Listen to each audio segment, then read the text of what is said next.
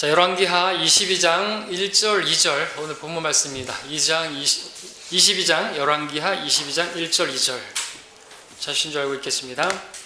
요시야가 치리하기 시작할 때 8세였으며 그가 예루살렘에서 31년을 치리하니라. 그의 어머니의 이름은 여디다로 보스갓 아다야의 딸이더라. 그가 주의 목전에 옳은 것을 행하며 그의 조상 다윗의 모든 길로 행하여 오른편이나 왼편으로 돌이키지 아니하였더라. 기록하고 있습니다. 잠시 말씀에서 기도합니다. 자, 오늘 말씀의 제목은 부흥케 하소서, 다르게 하면 소생케 하소서가 되겠습니다. 부흥에 관한 말씀입니다. 부흥, 우리 성경에는 부흥이라는 단어가 없습니다. 많은 교회들에서 이제 부흥케 하소서, 부흥회 하는데 이제 부흥이라는 단어를 이제 하박국 3장 2절에 한번 개역 성경에 나오는데 그 부흥이라고 하는 것은 사실 그들이 말하는 부흥하고 성경이 말하는 부흥하고는 틀리죠. 하박국 말씀과.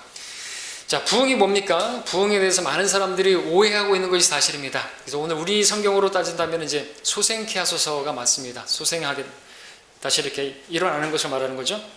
어떤 사람들은 교회 예배당을 크게 짓게 되면 그 교회가 부흥했다 이렇게 말을 합니다. 어떤 사람들은 예배 때 방언이 터지고 귀신이 쫓겨나고 그런 일들이 있으면은 그 교회 그 집회에 부흥이 있었다 이렇게 얘기합니다. 또 한국식 기독교는 기복교로 유명한데 이 부흥이라는 단어에서도 냄새가 납니다. 기복교, 복을 받는 거, 부흥, 한자로 부할 부, 흥할 흥. 그러니까 이걸 그대로 하면은 부자가 되어서 흥하게 되는 것이 부흥인 거예요. 부흥케 하소서는 뭡니까? 부자가 되어서 흥청망청 살게 하소서, 이거나 마찬가지라는 것이죠. 오늘날 많은 사람들이 이러한 부흥을 원할지 모르겠습니다. 그러나 성경은 그런 것을 부흥이라고 말하고 있지 않습니다. 그렇다면 부흥은 무엇입니까? 우리 성경에는 부흥이라는 단어가 없는데, 부흥이라는 말은 영어 리바이벌, 라틴어에서 나온 말인데 다시 살아나다, 소생케 되다, 부활하다라는 의미가 있습니다. 그래서 이 말 뜻을 보더라도 이 부흥이라고 하는 것, 소생케 되는 것은요, 구원받지 않은 사람들이 구원받는 것에 적용되기보다는 구원받은 그리스도인들이 이제 구원받았을 때의 그 기쁨을 회복하는 것, 그러니까 쉽게 말하면 첫사랑을 회복하는 것, 주님을 처음 만났을 때, 말씀을 처음 만났을 때, 바른 성경을 처음 만났을 때, 주님을 처음에 찬양했을 때, 주님을 사모했을 때 그때로 돌아가는 것, 그때의 모습으로 회복하는 것, 그것이 바로 부흥이다라고 말하는 것이죠. 물질의 어떤 많아지고 이런 것과는 상관없다는 거죠. 건물의 규모가 커지고 이런 것과는 상관없다는 것입니다. 내 안에서 일어나는 것이에요. 내 안에서 주님을 향한 그 사랑이 일어나는 것이고 주님께 내 자신을 헌신하는 그것이 부흥이라는 것이죠. 자, 이런 정말 놀라운 일이죠. 구원은 받았지만 구원받지 않은 사람과 별바를 다름없이 살아가는 그러한 성도가 이제 부흥이 일어나서 주님을 위해서 헌신하고 죽은 자 같던 그 사람이 이제 살아나서 믿음이 살아나서 그렇게 살아가는 것을 보게 되면 놀랍지 않을 수가 없습니다. 이러한 것은 기적이고 하나님께서 그런 기적을 일으키시는 분이신데 오늘 우리에게도 이러한 기적이 일어나야 되겠죠. 우리에게 부흥이 있기를 원합니다. 부흥케 하소서 기도합니다. 자, 근데 이러한 일이 일어나기 위해서는 조건이 필요합니다. 그 조건이 무엇일까요? 오늘 그것을 보고자 하는 것입니다. 오늘 본문은 요시야 왕이 나타나는데, 요시야는 유다의 몇 안 되는 왕들 중에서 정말 신실한, 좌로나 우로나 치우치지 않고 다윗의 길을 걸었던 그러한 훌륭한 왕이었습니다. 오늘 이 요시야를 보고자 하는 이유는 이 유다의 왕인데 유다 왕국이 완전히 패망하고 벼랑 끝에서 그냥 거의 죽어가고 있고 하나님이 심판하실 수밖에 없는 벼랑 끝에 유다를 구한 왕이 바로 요시야 왕이기 때문에 그렇습니다. 자, 부흥이 일어난 것이죠. 그렇다면 이 요시야 왕이 치리하기 시작 전에는 어떤 일이 있었는 것인가, 유다의 상황이 어떠한 것인가를 한번 보겠습니다. 제가 말씀드렸던 것처럼 그야말로 끝장날 만한, 그냥 끝날 만한 그런 상황이었다 그랬는데, 열왕기하 21장 1절을 보시면요, 21장 1절을 보시게 되면 여기 이제 므낫세가 나오죠. 므낫세, 아주 그냥 악하기로 유명한, 진짜 악한 왕 중의 왕입니다. 므낫세가 치리하기 시작할 때 12세였으며 그가 예루살렘에서 55년을 치리하였더라. 그의 어머니의 이름은 헵시바더라. 자, 이 므낫세는 요시야 왕의 할아버지입니다. 2절을 보니까 그가 주의 목전에 악을 행하여 주께서 이스라엘 자손 앞에서 쫓아내신 이방인들의 가증함을 따라 행하였다고 기록하고 있습니다. 이방인들의 가증함을 따라 행했다. 원래 하나님의 백성이 이방인들에게 선한 영향을 미쳐서 그 이방인들이 하나님께로 돌아오게 하는 역할을 해야 되는데 타락하니까 이방인을 따라가는 것이에요.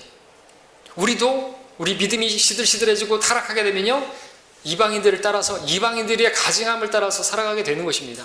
맛을 잃은 소금과 같이 그렇게 되면 사람들에게 발에 짓밟히는 그러한 하나님께도 인정받지 못하고 세상에서도 인정받지 못하고 살아가는 게 바로 그리스도인이 될 수가 있습니다. 그렇게 되면 안 되겠죠? 왜 그렇게 됩니까?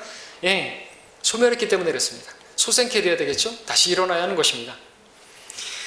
자, 3절부터 9절까지 눈으로 보시게 되면 이 므낫세 왕이 얼마나 정말 악했는지, 그리고 그때 얼마나 타락했는지를 보게 되고요. 16절도 눈으로 보시게 되면 므낫세가 죄 없는 무지한 사람들의 피를 많이 흘렸다고 기록하고 있습니다. 그야말로 갈 때까지 가고 죄 없는 사람들을 그렇게 죽이고 유전무죄와 같이 그렇게 돼버린 거죠. 재판도 아주 엉망으로 해버리고 가증함, 그야말로 끝을 걸어가는 거예요. 근데 여기서 끝이 아닙니다. 므낫세 이후에 그 아들이 왕이 됐는데 아몬 왕이라고 20절부터 22절까지도 보게 되면 이 아몬이 역시나 므낫세가 행한 그 일을 그대로 따라 행하는 것을 보게 되는 것이죠. 이 아몬은 오늘 우리가 보는 요시야 왕의 아버지입니다. 그러니까 할아버지와 아버지가 완전히 유다 왕국을 망쳐놓은 것이에요. 그리고 하나님께서 이제는 오래 참으시는 분이신데 오래 참음에도 한계가 있으신데 이제 심판하실 말씀을 또 하셨어요. 그릇을 씻어 엎음같이 다 엎어버리겠다고 말씀하셨습니다. 판을 갈아치우겠다고 하신 것이죠. 근데 지금 요시야가 등장하게 된 것입니다. 그리고 그 심판이 이제 멈춰지게 되었고, 뿐만 아니라 하나님의 백성들이 하나님께로 돌이키게 되는, 그리고 하나님을 섬기는 그와 같은 부흥이 솟게 되는 일이 일어나게 된 것이죠. 자, 이처럼 한 사람의 부흥을 통해서 주변 사람까지 하나님께로 돌아오는 그러한 일이 있는 것을 보게 되는 것이죠. 하나님의 심판을 당할 수밖에 없는 백성들이 한 사람으로 인해서 하나님의 심판을 당하지 않게 되는, 그리고 회개하게 되는 구원의 그러한 역사가 있게 되는 것이죠. 자, 부흥의 결과가 이런 것이라고 한다면 나에게 이게 있어야 되겠죠. 우리 가정에 이것이 있어야 되겠죠. 우리 교회에 있어야 되겠죠. 그래서 내가 부흥하게 되면요, 내 가정이 부흥하게 되고 소생케 되어지고, 또 내 가정이 그렇게 되면 내 주변의 이웃이, 또 우리 교회가 그렇게 되면 우리 지역에 많은 사람들이 더 회개하게 되고 그들이 하나님께 돌아오게 되고 구원받게 되는 역사가 있게 되는 것이죠. 그렇기 때문에 반드시 내가 부흥해야 되는 거예요. 내가 영적인 잠에서 깨어나야 되는 것이에요. 그냥 예배만 드리고 이게 하나님 섬기는 게 아니라는 것이죠. 그렇죠? 깨어나야 되는 것입니다. 자, 그런데 이 같은 부흥이 있으려면 이제 무엇이 필요한가, 오늘 요시야의 때에 어떤 일이 있었던 것인가를 보면서 말씀을 보고자 합니다. 요시야의 부흥에는 어떤 것이 있었습니까? 첫 번째, 22장 5절 6절을 보시면요, 첫 번째 말씀드리는 것은 요시야의 부흥. 자, 부흥이 있기 위해서는 주의 전을 돌아보는 것이 있어야 된다. 주의 전을 보수하는 게 있어야 된다. 그들로 그것을 공사하는 자들, 즉 주의 전을 감독하는 자들의 손에 넘겨주게 하고, 또 그들로 그것을 주의 전 안에 공사를 하게 하는 자들에게 넘겨주어 전에 훼손된 부분들을 수리하게 하되, 목수들과 건축자들과 석공들에게 주어 제목과 다듬은 돌을 사서 전을 수리하게 하더라. 요시야의 때 부흥. 요시야가 마음 먹은 게 뭡니까? 요시야가 하려고 했던 첫 번째는 주의 전에 관심을 가졌습니다. 주의 전을 돌아봤습니다. 주의 전이 훼손된 부분들을 보수하는 데, 하나님의 집을 보수하는 데 관심을 가졌던 것이죠. 근데 여기뿐만 아니라 성경을 보게 되면 항상 주의 전을 돌아보고 주의 전을 건축하고 주의 전, 훼손된 것을 다시 재건하고 하는, 거기에 부흥이 있었던 것을 우리가 성경에서 보게 되죠. 이스라엘이 복을 받게 되었을 때 보면 항상 성전을 건축할 때, 또 무너진 성전을 다시 재건할 때, 그렇게 했을 때 또 이방인들로 향했던 이스라엘 백성들의 마음이 하나님께로 돌이켜지고 회개하게 되고, 그랬을 때 하나님께서 그들에게 안녕을 주시고 또 평안을 주시고 또 하나님께로부터 오는 복을 받게 되었던 것을 보게 됩니다. 하지만 반대로 주의 전이 파괴되고 주의 전이 황폐케 되고 주의 전이 더럽혀지게 되었을 때는 이스라엘 백성들의 상태가 어땠냐면 그들도 아주 황폐하게 되는 것입니다. 영적으로 아주 그냥 피폐하게 되는 것이죠. 예수님께서 오셨을 때 여러분들 생각해 보십시오. 초림하셨을 때 그때 상황 어땠습니까? 성전이 얼마나 더럽혀졌었는지. 주님께서 정말 화를 내시고 진노하시고 채찍으로 끈을 맞으셔가지고 그 성전을 정결케 하시는 관전산들의 그 상을 뒤집어 푸시고 상인들의 그것들을 다 쫓아내시면서 성전을 깨끗하게 하실 필요가 있었던 것을 보게 됩니다. 그때 이스라엘 백성들의 상태에 대해서 성경은 뭐라고 말하는 줄 아십니까?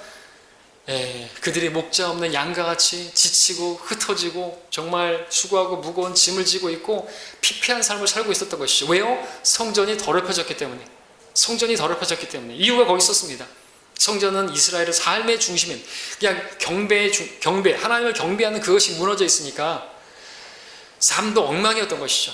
마음은 아주 피폐하고 무거운 짐을 지고 있고 흩어지고 지쳐 있었습니다.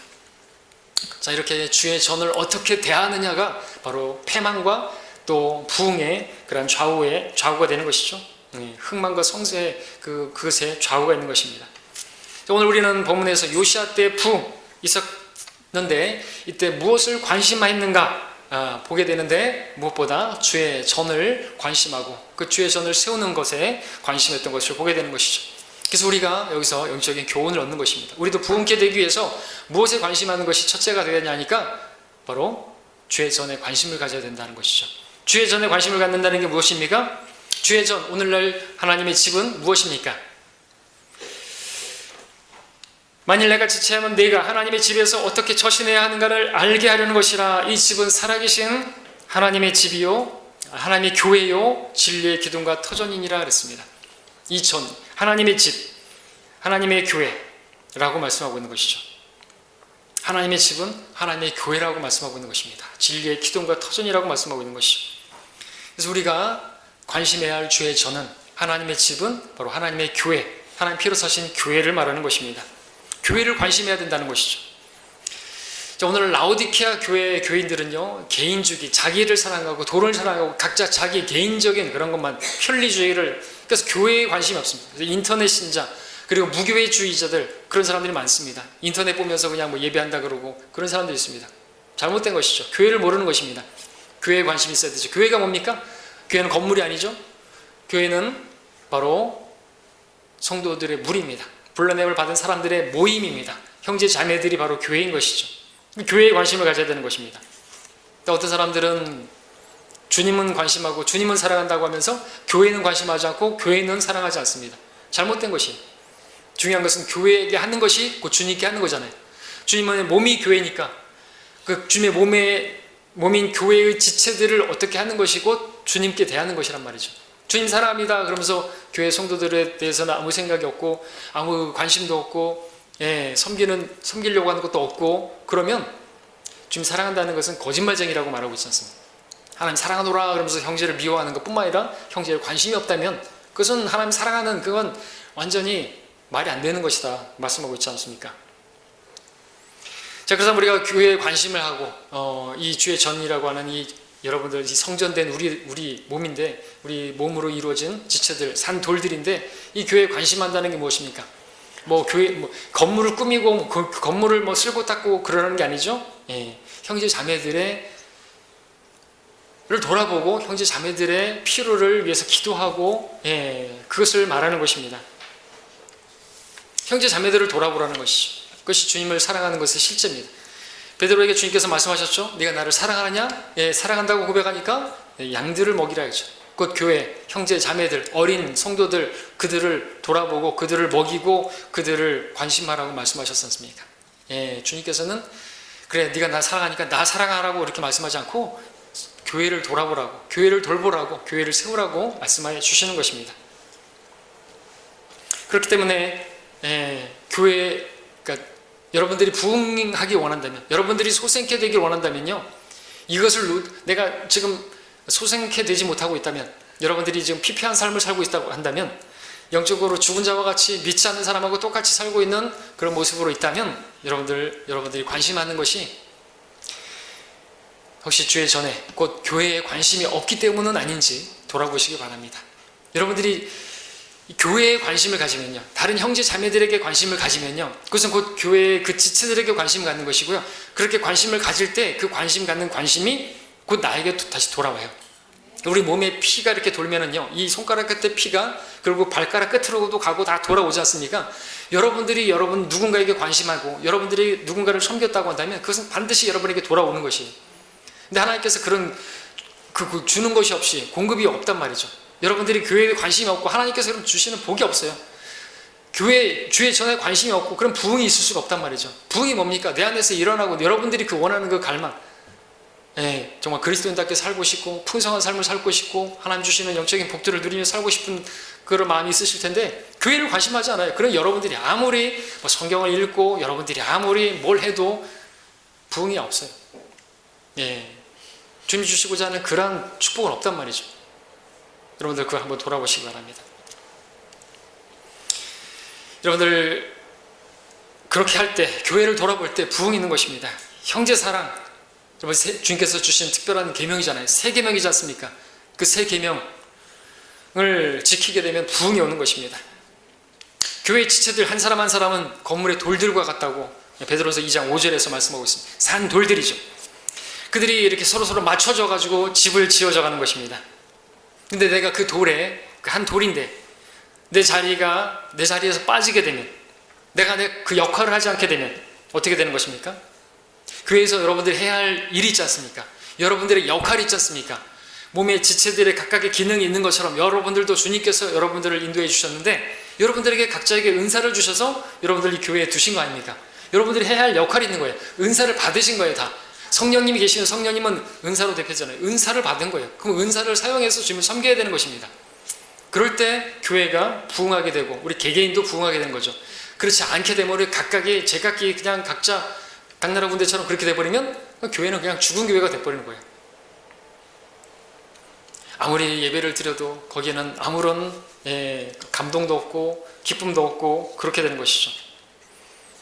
내가 받은 은사로 내 교회를 섬기지 않으면요, 그 오히려 교회를 무너뜨리는 것과 마찬가지입니다. 나와 함께 모으지 않는 자는 나를 반대하는 것이고, 그죠? 나를 흐트리는 것이라고 그렇게 말씀하지 않았습니까? 예수를 믿는다고 하면서 이 교회를 돌아보는 것 없고 교회를 가볍게 여기는 건 교회가 무엇인지 모르는 것입니다. 주님을 섬긴다는 말의 의미도 모르는 것이에요. 그 정도는 영적으로 성숙할 수가 없어요. 성장되어지고 양육되어지는 그것이 있을 수가 없습니다. 교회를 알고 교회에 속해서 교회를 관심하고 교회를 돌아볼 때 성령의 열매도 맺어지는 거죠. 그리스도께서 우리 안에서 온전히 형성되어지는 것이 있는 것입니다.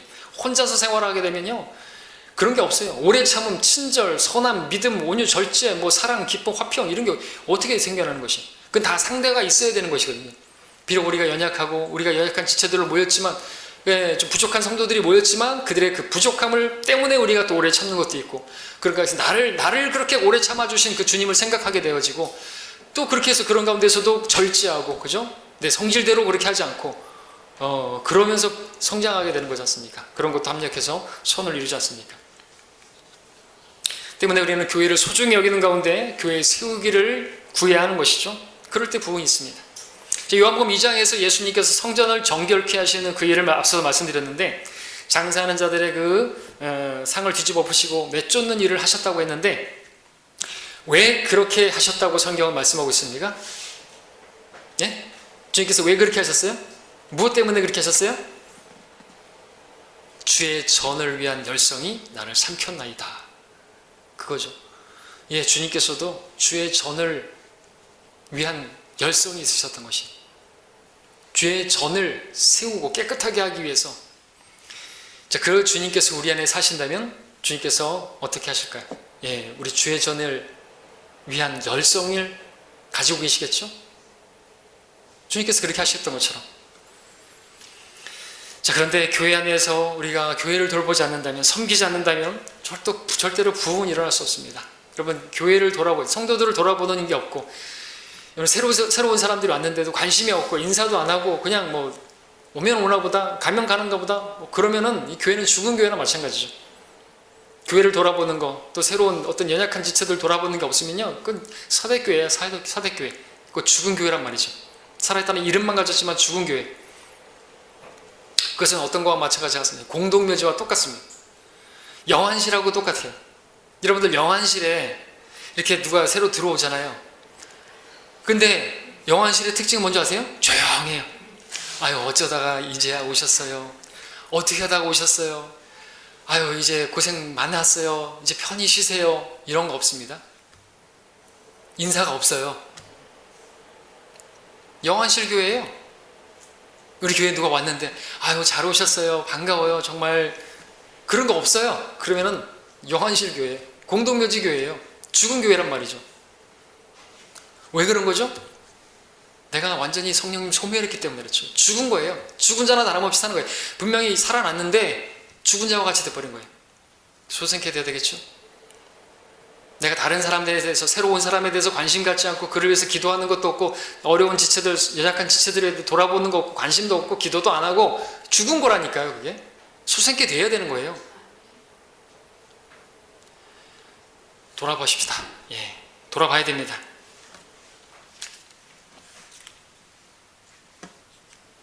자, 교회가 하는 일에 관심을 가지고, 예, 내가 할 수 있는 일이 무엇인가를 고민하고 기도하고 합력하고 동참하는 거 있어야 하는 것이죠. 예, 여러분들 그렇게 해야 되는 것은 그들이 살아날 때 나도 살아나고, 또 내가 그렇게 하는 것이 곧 내가 살아나는 것입니다. 내가 소생케 되는 것이죠.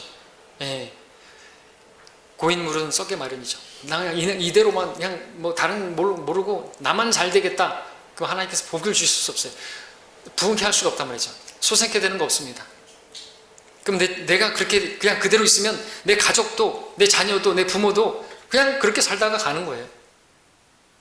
그들이 하나님께 돌이키고, 그들이 하나님께 회개하고, 그들이 하나님 앞에 나오고, 그런 거 없어요. 왜? 나 때문이에요. 나 때문에. 내가 그렇게 그냥 미온적으로 그냥 교회만 왔다 갔다 하고, 그러니까 소망이 없는 것이에요. 그러면 다른 주위의 사람들은 그냥 이방인들과 같이 살아가고, 그냥 죄들 가운데 죽어서 구원받지 못한 사람들은 지옥 가고. 하나님께서 오늘 우리에게 주신, 지금 이 말씀은요, 우리 교회에게 주신 말씀이 아니라 우리 각자에게 주신 말씀인 거예요. 내가 소생케 되지 않으면 가족은 소망 없고요, 교회도 소망 없어요. 여러분 옆 사람 쳐다보지 마십시오. 나예요, 나. 예. 자, 요시야 때 주의 전에 관심을 가졌습니다. 허물어진 곳을 보수하고 공사했습니다. 그랬더니 부흥이 시작된 것이에요. 마찬가지입니다. 우리도 교회를 관심하고 교회를 세우는 일에 풍성히 구해야 되는 것이죠. 너희도 마찬가지라. 너희가 영적인 은사들을 열망한 이상 교회를 세우는데 풍성하기를 구하라 말씀하고 있습니다. 예, 하나님께서 그런 사람에게 복을 주세요. 하나님께서 교회에 관심이 있으시고 교회를 위하여 피 흘리셨기 때문에 교회에 관심하고 교회를 위해서 그렇게 애쓰고 기도하는 성도들 하나님께서 복 주시죠. 예, 그가 먼저 부흥케 됩니다. 그것을 기억하시기 바랍니다. 두 번째, 부흥이 있었을 때 어떤 일이 있었습니까? 요시야 때 부흥에는 주의 말씀에 관심하는 것이 있었습니다. 주의 말씀에 집중하는 것이 있었습니다. 22장 10절 11절 보십시오. 또 서기관 사판이 왕에게 보여주며 말하기를 제사장 힐키야가 내게 책 한 권을 넘겨주었나이다 하고, 사판이 그 책을 왕 앞에서 읽더라. 왕이 율법책의 말씀들을 듣자 그의 옷을 찢었다고 말하고 있습니다. 율법의 말씀을 듣고 옷을 찢은 것이죠. 여러분 여기 힐키야가 나오죠. 제사장 힐키야. 이 힐키야가 누군지 아십니까? 이 힐키야의 손자가 누군지 아십니까? 바로 우리가 오후 시간에 보고 있는 에스라예요. 에스라의 할아버지가 힐키야예요. 예. 자, 중요한 것은 부흥케 되는 일에 하나님의 말씀이 있어 당연하죠. 예. 소생케 되는 일에 하나님의 말씀은 빠질 수 없죠. 왜? 하나님의 말씀이 우리를 소생케 하기 때문에. 시편 119편 25절 내 혼이 진토 속에 붙어있으니 진토에 붙어있으니 주의 말씀대로 나를 소생케 하소서. 소생시키소서. 119편 40절 보소서 내가 주의 법규들을 사모하여 싸우니 주의 의 안에서 나를 소생시키소서. 50절 이 말씀이 나의 고난 중에 나의 위로가 되었으니 이는 주의 말씀이 나를 소생시키셨음이니이다. 107절 119편입니다. 107절 내가 극심하게 고통을 당하였으나 오 주여 주의 말씀대로 나를 소생시키소서. 149절에서도 오 주여 주의 명령을 따라 나를 소생시키소서. 명령 주의 말씀이죠. 154절에서 주의 말씀대로 나를 소생시키소서. 156절에서도 주의 명령을 따라 나를 소생시키소서. 119편에서만도 이렇게 직접적으로 이렇게 7구절에서 주의 말씀이, 주의 명령이 바로 나를 소생시킬 수 있으니 그 말씀에 따라 나를 소생시켜달라고 기도하는 것을 보게 됩니다. 자, 그러므로 우리도 주의 말씀에 관심해야 되는 거죠. 주의 말씀에 집중해야 되는 것이죠. 자, 근데 우리가 여기서 생각해 볼 것이 있습니다. 이 요시야 때에 발견되어진 이 hilkiah 그리고 사판에 의해서 전달되어진 이 말씀을 찾게 되었는데, 주의 전을 보수하다가 발견된 이 말씀은 그때 당시에 갑자기 어떤 선지자가 나타나가지고 주의 말씀을 그렇게 선포하니까 사판이 그것을 막 적기 시작하고, 그래서 그것이 이제 요시야 왕에게 전달되어진 따끈따끈한, 이제 막 기록되어지고 선포된 그 말씀이었던 것입니까? 아니죠. 약 800년 전에 기록된 말씀을 발견한 것이, 이때로 보면 800년 전에, 말하자면 아주 옛날 책이라는 거죠. 아주 오래된 그 옛날 말씀이었다는 것이죠. 근데 그 말씀을 읽었을 때 요시야 왕은 옷을 찢었습니다. 마음을 찢었다는 것이죠. 어떻게 그렇게 할 수가 있었던 것입니까? 그 책이 그냥 단지 옛날 책이 아니라, 오래된 책이 아니라 바로 그 책의 말씀이 하나님 말씀이라는 것을 알았기 때문에 그 말씀을 듣고 요시야는 가슴을 찢은 것이죠. 이처럼 하나님 말씀에 자신의 마음을 찢는 것이 있을 때, 하나님 말씀에 그 말씀이 나를 찌르는 말씀을 온전히 받아들일 때 부흥이 일어나게 되는 것입니다. 하나님 말씀을 듣는데 그냥 시큰둥하고 들어요. 하나님 말씀을 듣는데 나하고 전혀 상관없는 말씀으로 들어요. 하나님 말씀을 통해서 여러분들이 부담이 되고 찔림이 있고요. 그러면 감사해야 되는 거죠. 나를 바로잡으시기 위해서 이 말씀을 주시는구나 하고 바로잡혀야 되는, 주께서 바로잡으시는 자는 복이 있잖아요. 그렇게 말씀을 받아들여야겠죠. 그 말씀을 받고 오히려 목자에 대해서 승부를 가지면 안 되겠죠. 나를 겨냥해서 하는 말이라고 그러면서 안 되는 거예요. 그럼 부흥이 일어날 수가 없습니다. 하나님께서 여러분들 요시야가 이 말씀을 들었을 때 자기 할아버지, 그 아버지로부터 지금 하나님 말씀을 다 어긴 것에 대해서 가슴을 찢은 거거든요. 그 죄로 인해서 얼마나 괴로웠는가. 그 말씀을 읽을 때, 또 그 말씀을 들을 때, 하나님 말씀으로 들었을 때 부흥이 일어납니다. 거기에서 마음에서부터 일어나는 거죠. 여러분들 하나님 말씀을 들을 때도 마찬가지죠. 지금 이 시간에 전하는 자는 사람이지만 여러분들 사람의 말로 받지 않고 하나님 말씀으로 받아들이는 게 중요하죠. 데살로니가 교회가 어떻게 그렇게 부흥할 수가 있었습니까? 어떻게 그렇게 소생케 될 수가 있었어요? 그래서 형제 사랑에 관해서는 더 이상 쓸 필요가 없을 정도로, 그리고 다른 성도들을 막 구제하는 그러한 교회로, 모범이 되는 다른 교회들에게 칭찬할 만한 교회가 될 수가 있었던 것입니까? 그 교회는요, 사도 바울이 설교를 했는데 하나님의 말씀으로, 사람의 말로 받아들이지 않고 사실 그대로 하나님의 말씀으로 받았더니 그 말씀이 그들 안에서 효과적으로, 믿는 그들 가운데 효과적으로 역사해서 부흥이 일어났던 것이죠. 하나님의 말씀으로 받았던. 또 우리가 왜 일어나지 못합니까? 왜 여전히 안진뱅이 신앙생활하고, 왜 주저앉아 있고, 왜 맨날 그렇게 미온적으로 찾지도 않고 덮지도 않고 그렇게 신앙생활합니까? 하나님의 말씀을 받을 때, 읽을 때 옛날 책으로 읽기 때문에 그렇죠. 죽은 책으로 읽기 때문이죠. 아니죠. 성경은 하나님의 말씀은 살아있다고 말씀하고 있어요. 살아있는 말씀으로 읽을 때, 능력의 말씀으로 믿는 우리 가운데서도 효과적으로 역사하는 말씀이 되는데 그냥 읽는 거예요. 그냥 다 아는 거 뭐. 그랬나 보다. 그랬구나. 그러니까 부흥이 없죠. 요시야는 어떻게 했어요? 옛날 책이지만 옛날 책이 아니라 살아있는 말씀이고, 이 말씀대로 여러분 이 말씀이 어떻게 이렇게 됐는지, 이 말씀이 어떻게 나온지 보니까 이거 큰일 난 거예요. 하나님의 말씀은 헛되이 돌아오지 않거든요. 이 말씀대로 되어질 것이에요. 근데 우리가 지금 보니까 이거는 지금 큰일 났어요. 하나님 심판하기에 딱 맞는 거예요. 이제 하나님이 심판하시겠구나. 우리 이스라엘 백성들, 유다 백성들 다 죽게 생겼구나. 그래서 어떤 말씀이 있었던 것인가? 여러분 신명기 말씀에 이런 말씀이 있습니다. 너는 오늘 내가 내게 명령한 모든 어떤 말씀에서도 좌로나 우로나 빗나가지 말며, 아까 우리 2절에서 읽었던 것처럼 요시야 왕은 좌로나 우로나 치우치지 않았다 그랬죠? 그것이 이제 그의 생애에 대해서 평가가 이제 나온 것이에요. 왜 그랬던 것인가? 이런 말씀을 읽었기 때문에 그렇죠. 좌우로나 우로나 비난하지 말고 다른 신들을 따라가지 말고 그들을 섬기지 말지니라. 그러나 만일 내가 주 너의 하나님의 음성에 경청하지 아니하고 내가 오늘 내게 명령하는 그분의 모든 계명들을 그분의 규례들을 지켜 행하지 않으면 이 모든 저주가 앞에서 말했던 모든 내용들이 그 모든 저주가 내게 임할 것이고 내게 미치리라. 너는 성읍 안에서도 저주받을 것이고 너네 들에 나가도 저주받을 것이고 내 광주라 내 창고가 저주받을 것이고 네가 들어와도 저주받을 것이고 나가도 저주받을 것이고 이 말씀을 읽었다라는 것이죠. 네, 성경 보던 학자들이 바로 이 신명기 말씀 그 말씀이거든요. 자기들에게 해당하는 말씀이거든요. 아버지가 지금 이 말씀에 따라서 완전히 망쳐놓은 것이에요. 이방인의 가증함을 따라 신들을 섬기고 그러니까 두려웠죠.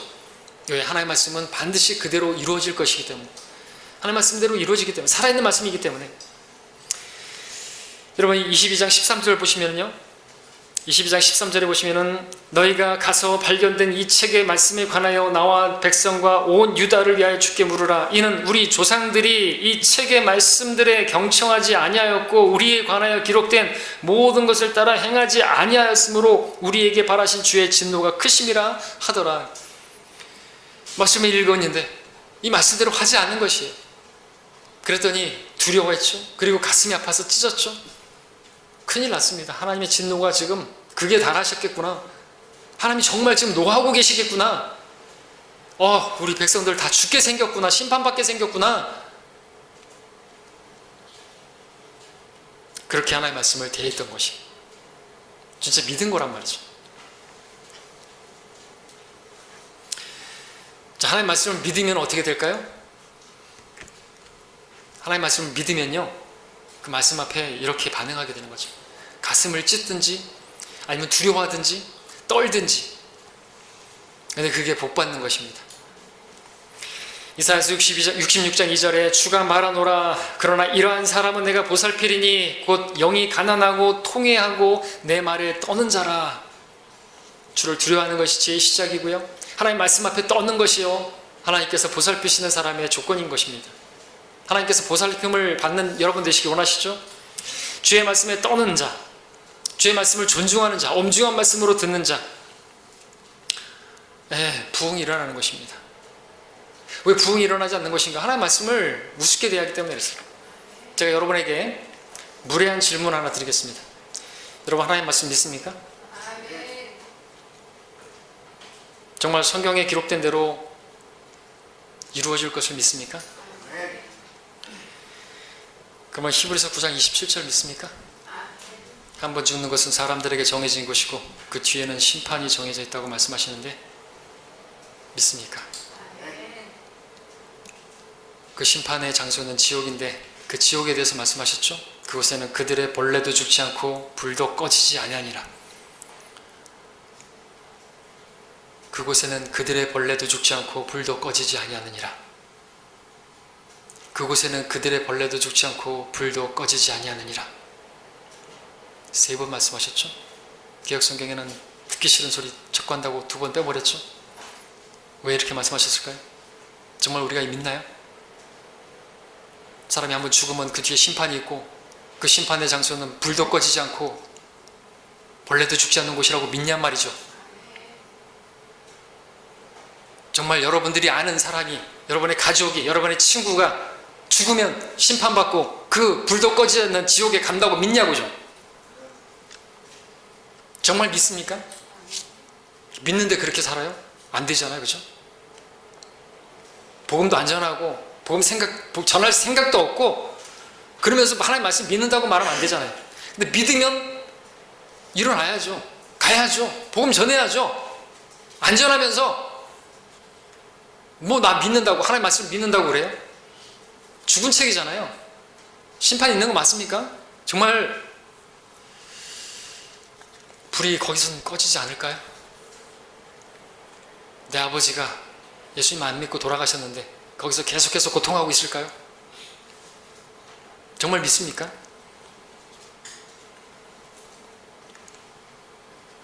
그래서 생각하면 마음을 찢어야죠. 마음이 찢어져야죠. 아직까지 살아있는 사람들, 그들이 구원받지 못했다면 그들이 곧 죽게 될 텐데 가슴을 찢어야죠. 그들을 위해서 내 안에서 불이 타올라야죠. 부흥이 일어나야죠. 소생케 돼야 되죠. 요시아는 자기 백성들이 하나님의 심판을 받기에 딱 맞는 그런 상황이 되어가지고 가슴을 찢었다니까요. 너무나 가슴이 아파서 하나님의 심판, 하나님의 진노가 지금 극에 달했구나. 이 죄 가운데 살다가 이렇게 이제 하나님이 심판하시면 그냥 산채로 그냥 아니면 잡혀가고 죽임당하고 전쟁이 나고, 우리가 정신 못 차리면요 전쟁 나도 할 말 없어요. 하나님께서 우리를 지켜주시는 건, 하나님께서 보살피시는 사람이 누군데요? 하나님 말씀에 떠는 자라고 그랬잖아요.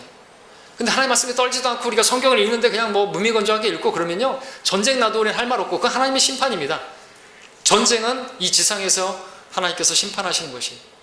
지옥은 죽음 뒤에 저 세상에서의 심판이고요. 우리가 막 이렇게 한다고 해가 전쟁이 안 일어나고 그런 게 아닌 거예요. 우리가 바로 서면, 우리가 소생케 되면, 주의 말씀에 떨면요 하나님께서 말씀하시죠. 내가 그러한 사람은 보살피리니. 자, 여러분, 성경은 단지 옛날 책이 아닙니다. 변치 않는 말씀이고 살아있는 말씀이고 기록된 대로 반드시 이루어질 말씀입니다. 그렇게 믿기를 바랍니다. 그렇다면 우리는 이 말씀을 가볍게 대해서 안 되는 것입니다. 두려운 마음으로, 경외하는 마음으로 읽어야 되겠죠. 하나님 말씀 들을 때도 그렇게 되겠죠. 여러분, 코넬료가 베드로가 와서 하나님의 말씀을 전하는데, 베드로가 왔지만 우리는 모두가 하나님 앞에 모여있나이다 그랬습니다. 하나님 말씀을 들으려고 그렇게 했다는 거죠. 그랬더니 그 코넬료와 그 집안이 다 부흥이 일어난 거 아닙니까? 다 그들이 구원받고 회개하게 되지 않았습니까? 자, 그러므로 여러분들 말씀을 들을 때도, 이 시간에도 여러분들 하나님께서 나에게 무엇을 말씀하시든지 그것이 나에게 부담이 되고 찔림이 되는 말씀이라 할지라도 아멘으로 받아들이시고 하나님께 감사를 드리시기 바랍니다. 나를 고치기를 원하시고 온전한 사람이 되게 하시려고 이 말씀을 주셨다고 받아들여야 여러분들이 부흥이 일어나는 것이지, 안 그러면 여러분들 죽습니다.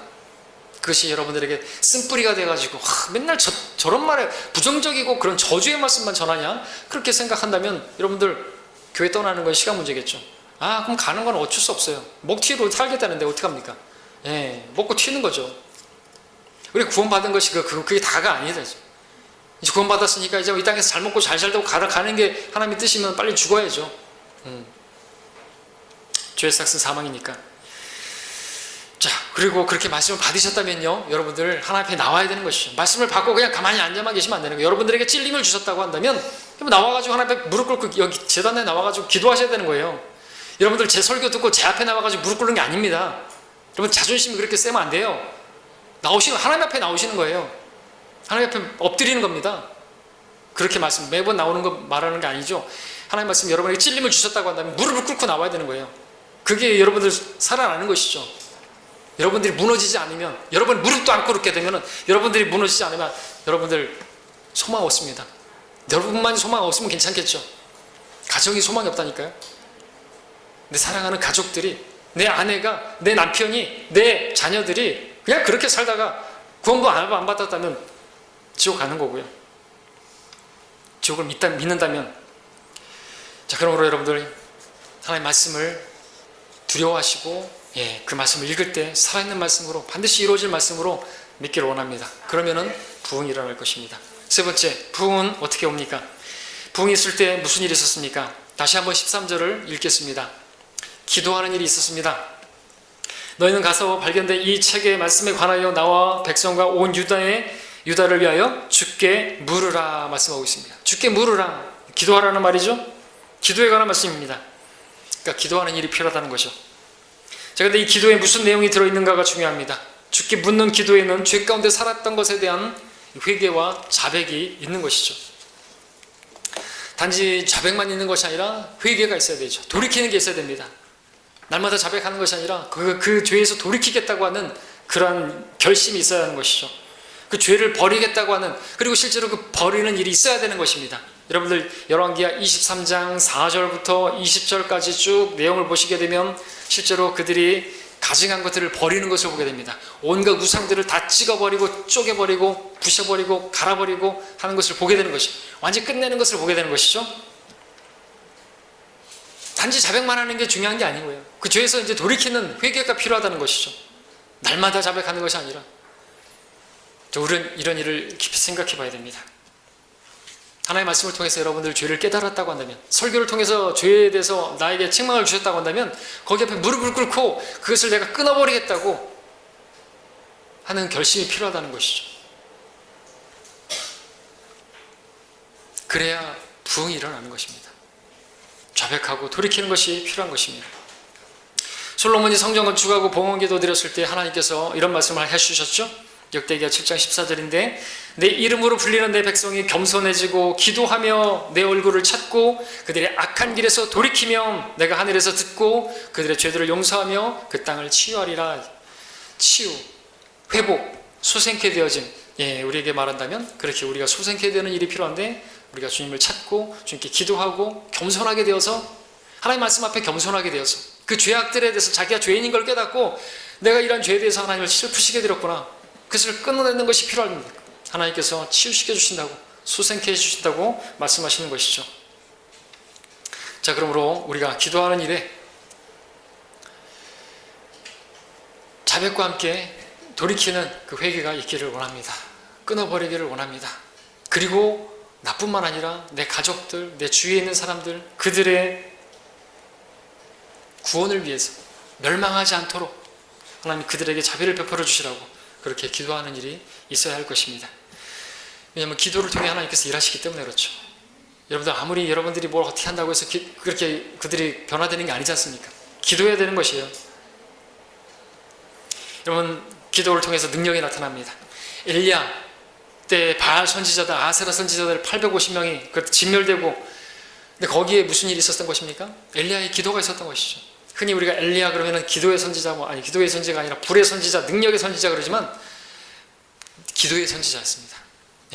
그리고 수많은 기적도 일으켰지만 그 기적들을 통해서 그들이 하나님께 돌이켜지고 또 살아계신 하나님께 나올 수가 있었게 되었고, 또 그런 기도들이 계속 있어갖고 응답도 있었고 능력이 있었지만, 또 비가 내리기를 기도할 때 어떻게 해요? 7번 간절히 무릎 사이에 얼굴을 놓고 기도했던 걸 보시지 않습니까?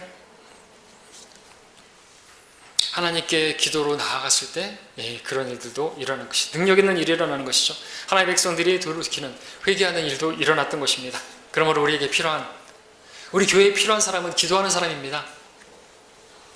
기도하는 사람. 왜요? 우리는 기도 없이는 아무것도 할 수 없어요. 기도가 능력 있는 게 아니라 기도를 들으시는 주님께서 능력 있는 분이잖아요. 주님께서는 너희가 나를 떠나서는 아무것도 할 수 없다 그랬죠. 우리는 그리스도를 통하여 모든 것을 할 수 있다고 그렇게 바울은 말했죠. 그러니까 우리는 기도해야 되는 거죠. 무엇이나 기도를 통해서 이루어지지 않으니까, 기도가 없이는 이루어지지 않으니까, 기도를 통하지 않고서는 이루어지지 않으니까 주님께 기도해야 되는 것입니다. 먼저 기도할 때 나를 소생시켜 달라고, 내 주위 사람들이 또 일어나게 해달라고, 그들이 멸망하게 생겼는데 구원해 주시라고 기도하고, 그럴 때 자연스럽게 하나님께서 여러분 안에서 부흥을 주십니다. 소생케 되는 것이 있게 되는 거죠. 그 자체가 살아나는 것이에요. 왜 우리가 죽은 자와 같이, 믿지 않는 자와 같이 똑같이 이방인들을 따라 살아가는 것일까요?